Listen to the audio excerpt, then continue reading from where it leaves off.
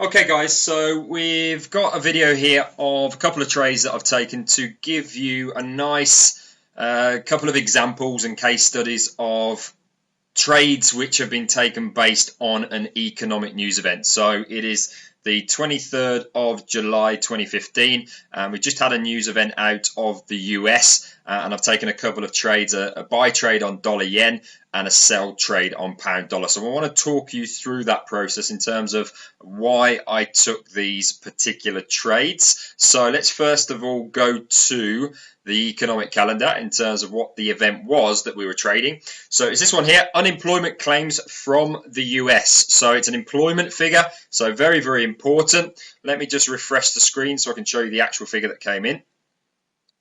So as you can see here, we're expecting 279,000 people to be unemployed and claiming benefits in America. Now, we obviously want to see that figure come in lower because fewer people claiming benefits means more people in work. So we wanted a lower figure to be better for the dollar, and it absolutely smashed it. It came in at 255,000 people, so much, much lower, and I believe the lowest since 1970 something. So here's my FX Pro Squawk.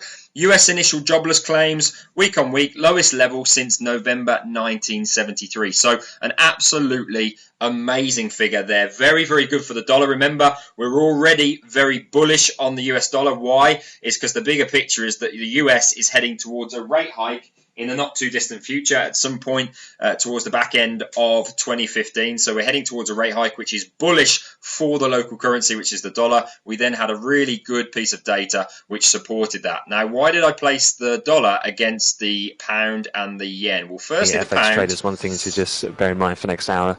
Just pause that. So the pound was chosen because this morning we had some very, very bad data out the UK. So retail sales from the UK came in at minus 0.2 versus an expected 0.4. So there's a lot of current sentiment around the pound is a little bit negative today. So we got some fresh reasons for people to sell the pound. Now I put it against the dollar because the dollar is really the only currency right now that's stronger than the pound. So we've got extreme strength on the dollar off the back of those unemployment claims, and we've got some weakness from the poor retail sales in the UK. So I sold pound dollar. Now on the flip side of that, I bought dollar yen, and this was mainly due to fundamental reasons. So the dollar and the US are heading towards a rate hike, and they have come out of a QE program, so good for the US dollar. Whilst in Japan, they've got QE currently taking place. They've got interest rates at record lows, and they're nowhere near increasing them. So we've got the classic strong versus weak, dollar strong, Japanese on the whole pretty weak. So that was the reason why I selected dollar yen. There was no fresh information from Japan. It was just the fact that the underlying fundamentals, the bigger picture, is very, very bearish for the Japanese yen. So I expect the yen to be much weaker than the dollar, especially now we've had that good data out of the US. So let's go to the charts. So I entered off the back of the news. I got a better entry because I took the pound trade first. Then I went over to the yen, so I got a slightly worse fill on the yen trade. But we are currently up around about 14 pips on dollar yen, and we're up around about 40 pips on the pound dollar. So this will give me the option to move my stop loss to break even.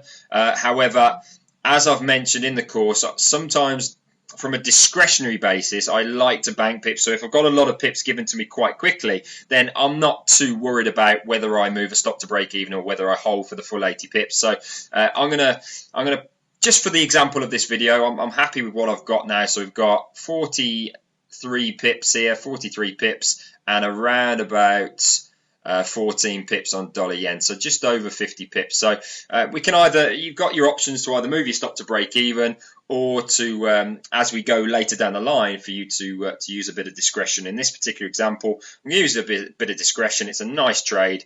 I'm going to just take that off, close that position down, and then I'm going to close this one down as well. So that's given me a nice little profit, really within the space of half an hour, because I took the trade just after 1:30. It's now 2 o'clock, and I've decided to just bank those. Can they go a little bit further? Absolutely. And with your strategy, you can move your stop loss to break even at the point where your trade goes halfway to your target, which is 40 pips. I could have done that on the pound now, but instead, because I've got nice pips on the table, I just like to take the profit on occasion. Sometimes I'll leave them to run. Sometimes I'll take my profits. In this particular occasion, I've banked my profits, and it's a nice example to show you. So again, going through that just to summarize it, why did I take the trade? Well, I waited for the news to come out. Good dollar news to support the bullish overall picture that we have on the US dollar. I paired it against weaker currencies, of which the Japanese yen was a weak currency, and the pound was weak just today. Just today, because we had some bad retail sales. So I paired the fresh bad data from the UK with the good